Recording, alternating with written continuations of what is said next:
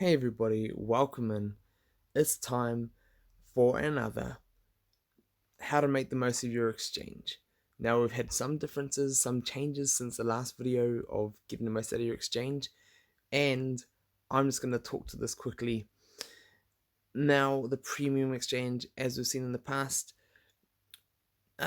cost per token for the exclusives is quite expensive. They're at a higher rate, whereas most of the other characters, all the farmable characters, although Mordu and Shan have not been adjusted yet cost-wise in these exchanges, all the rest of the farmable characters are 150 for 3.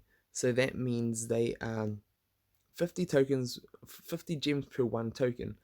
That is not a bad cost if you need a character for an event. So during the Frozen event, I was getting a few of the Sven and Olaf um, tokens to top them up to make sure I could reach my goals of going for my 6-star to get the 6-star Elsa or Anna.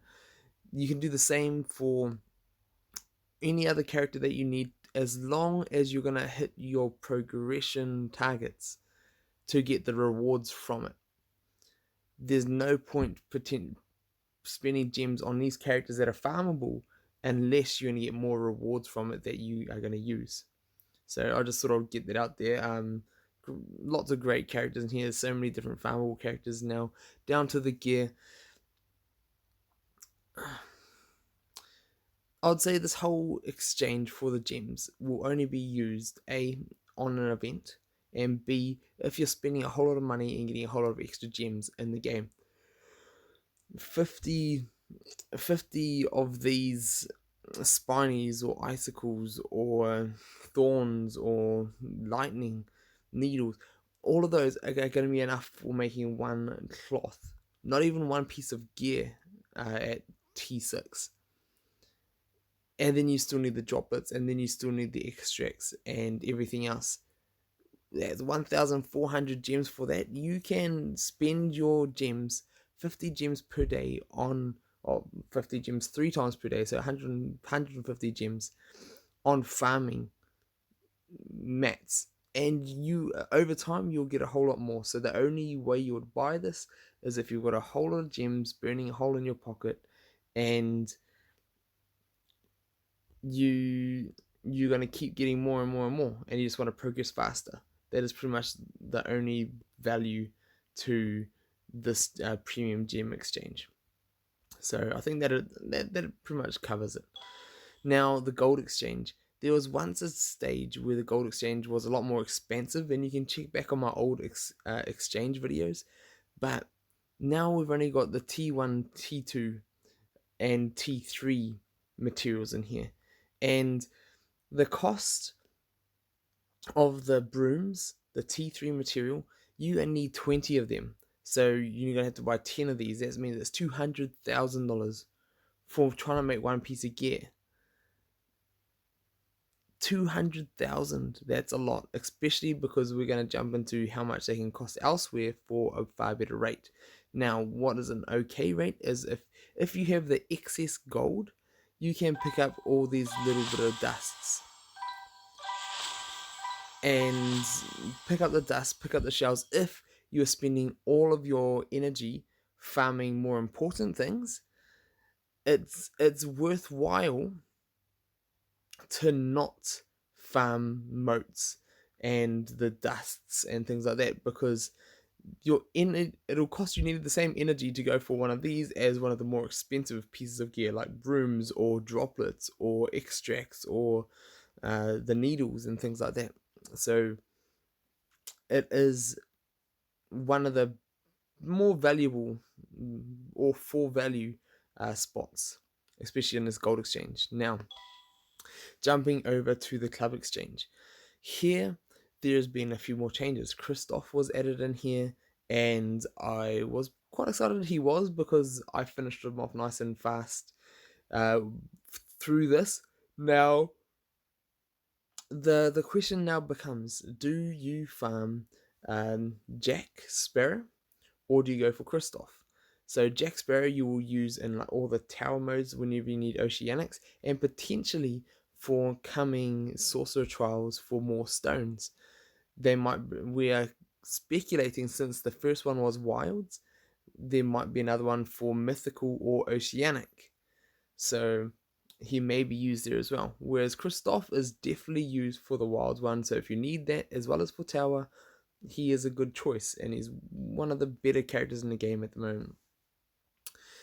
That being said, he's also used for the Frozen event to go and get Elsa, one of the best characters in the game at the moment. So there is a lot of value going for him and picking him, although you can farm him easy, whereas you can't farm Jack Sparrow. And Baloo is in need of a big buff. So the only reason why you'd want to get him is if you don't need anything else, or if you are banking on Lou giving him a buff at some stage. Hopefully it comes, is what I'm going to say. Now, as far as all the other characters, I would only ever get the other characters if you max out, say, Jack and then Christoph. So those would be my priority. I'll go Jack to at least about 5 stars. And then if you're not going to use him outside of like Tower, then just go straight for Christoph. Get Christoph ready up to, say, 5 or 6 star, depending whatever you have the other characters at, and then not just keep them even from that with the other characters going forward. Unless you're using them for your main team, then by all means max them. Then all the other characters, if you have these other main ones max, then start picking up like some Mickey, and then work your way into whoever else you need. Now down below is gear. Now this club exchange has the best rate on gear in any at all of the other tabs. So especially down here when you go to brooms, 750 for 10, not 2, 10. Unlike the gold exchange selling you for 20,000, 750, and most clubs will be making that no problem. So 100% worth it. I like to keep high stacks for making sure I've got enough for upgrading common characters that I know I have waiting, and new characters. So that's what I like to do, but prioritize getting gear for your main team first, and then work on characters that you know you're going to have. So definitely brooms are great value. Essences and extracts are great value as well. At 10 for 2,000, that is far more. That and brooms far more than you'd ever get trying to farm them for the drop rates. So far more worth it. Then you're going to move on up past that. Strange Fibers, another good one. 10 for 3,000, still worth it. 100% worth it. Load up on all of those. Get a good amount. You're going to need like so many Strange Fibers for all of the different upgrades from tier 4 onwards. So 100% worth getting a lot of them. And get them as you need them. Now up to droplets. Droplets are great value. Now the reason why I am getting these droplets is because I wouldn't go more than buying droplets in this exchange. I wouldn't go and buy any of the thistles, the spiny urchins, the thorns, the corals, the needles. They're the most expensive in here. 6,000 club energy for 4 of them. I'd far rather spend all those on, say, extracts. Buy 2 lots of like 20 extracts, and then use your energy to farm the other one. Whatever the highest that you need is, use your energy to farm those. Use your club coins to purchase the lower ones. That is if you have extra, if you're not going for all the characters, or if you're finished with the characters and then you're getting gear. I would say the priority I'd do, prioritize the character tokens for your main team, or the progression that you need, whether it's an event or whatever game mode.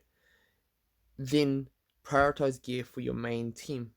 Make sure your main team is the strongest it can be, so you can climb the ranks in Sorcerer's Tournament ST higher and higher, get more gems from getting higher placement, and then those gems can then feed into other parts, farming energy, or getting further in events. So that'll help you.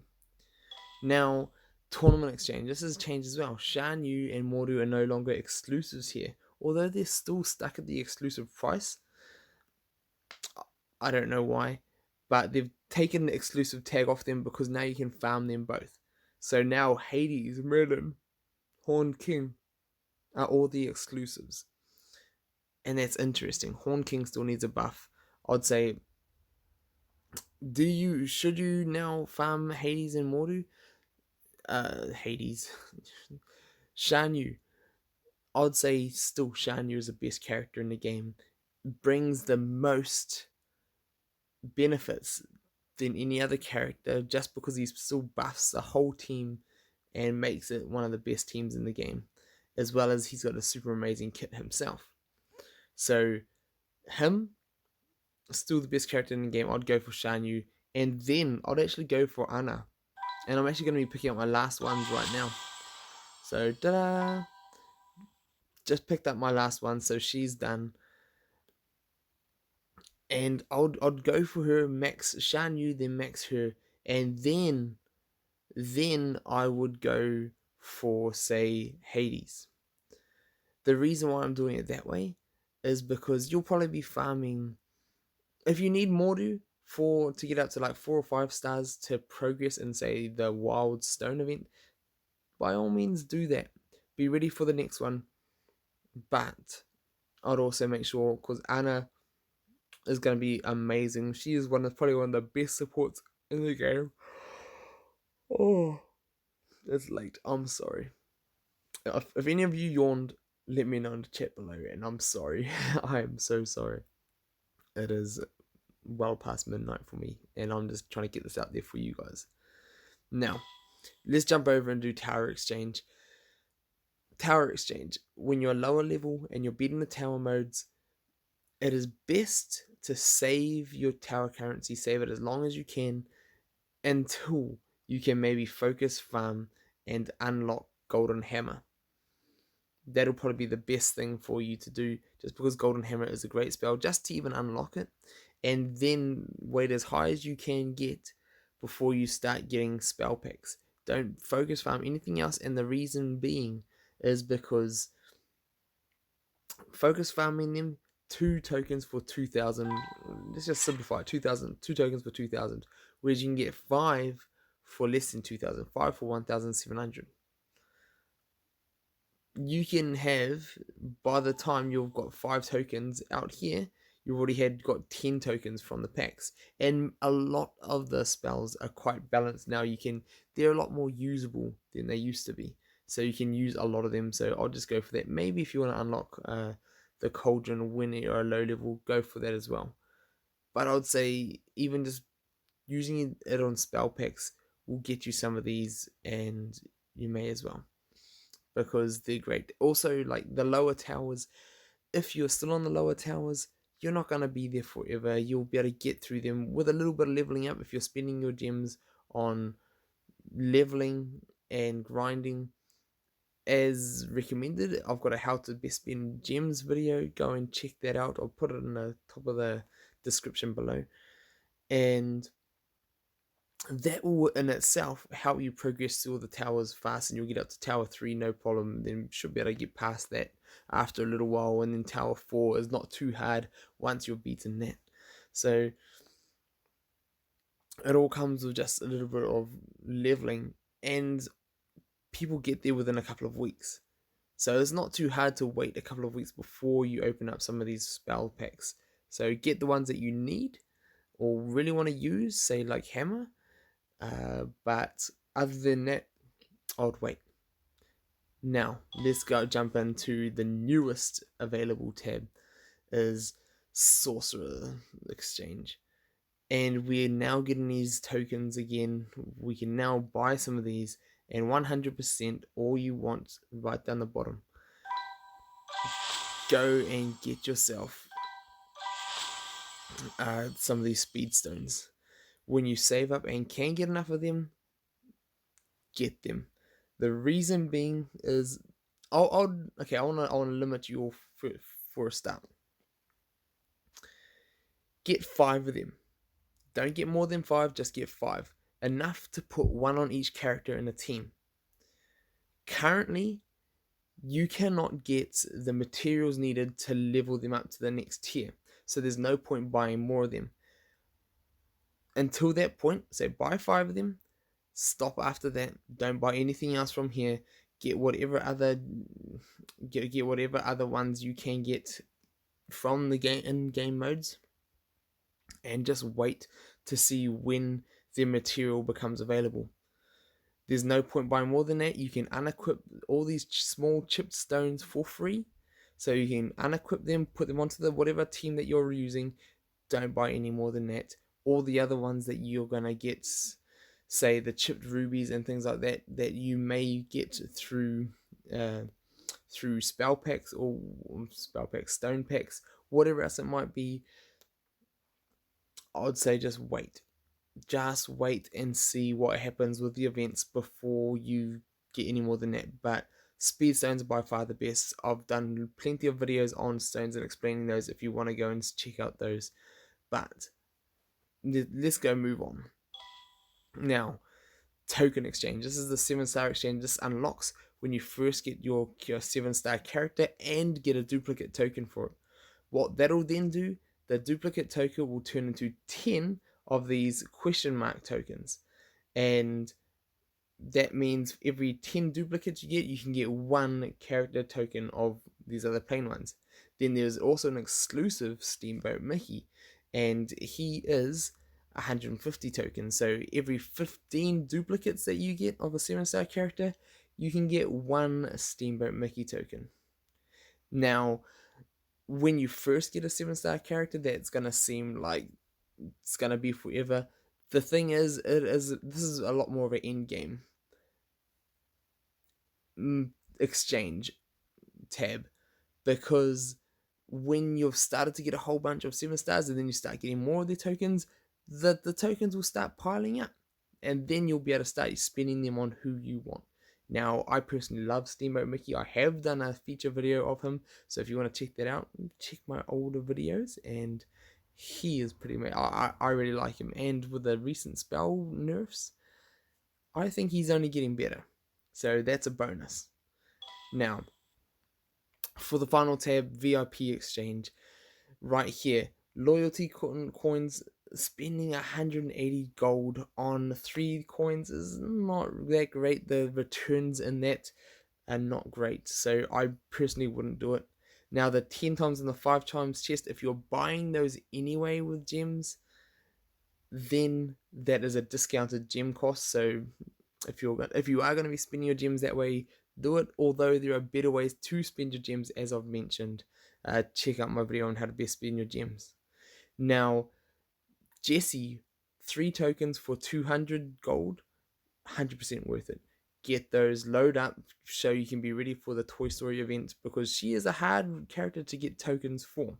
So just load up on her. That is a very, very cheap option. Would you rather have 20 brooms, enough to maybe make 1 slot piece of gear, or would you rather start getting her tokens that are limited and you can't get pretty much anywhere else outside of her event? I know which one I would like. So that's there. Now, Hades and Robin Hood and also Davy Jones and Jack Sparrow, all available in here for gems at a premium cost. And the only one I'll really go for is Davy Jones, because he's so limited, locked behind conquest rewards. You can only get a few of him a week, depending on if you're winning or coming second or coming last. Your Davy Jones income can be 8, 6, or 4. Hey, you could be a while before you get him up there. But if you're happy to be patient, just be patient. Beta runes, 100%. I would say they're super limited currency, definitely worth the gold. So spend any ones that you see for gold in here, and the rest of them are all for gems. And I know a lot of people who spend a lot that buy these. Now, I would only recommend that if you do spend a lot. Same with all of these other tokens. You can get them in the Tower Exchange. You might as well just wait and get them. And similar with all these upgrade mats. wait, do some tower, you'll get more of them if you can be patient. If you don't want to be patient, if you want to have them now and you have the extra money, then that is what this VIP exchange is exactly for. It's for people just like you that want to buy and get it right now. And same with all these finished pieces of cloths. This is actually far better value for gems than the premium exchange. So as we saw in the premium exchange, to get 50 of those little pieces that you'll use to make this, not including the drops or anything else like that, we're going to be costing you, let's just swap down and see, those are going to be costing you 1,400. That's not including the droplets needed. So you'll need double these droplets. So that's going to be another, 1,600. That's 3,000 just for those pieces alone. And whereas if you're in the VIPs, that's already well cheaper, as well as you also need strange fibers and everything else on top of it. So a well cheaper way to get your gear. But in saying that, there are better ways to spend your gem, and you can still farm and you can still get these. So it's another one of all these gem options are pretty much, if you're spending a lot, you want to get things fast right now, that is what this tab is for.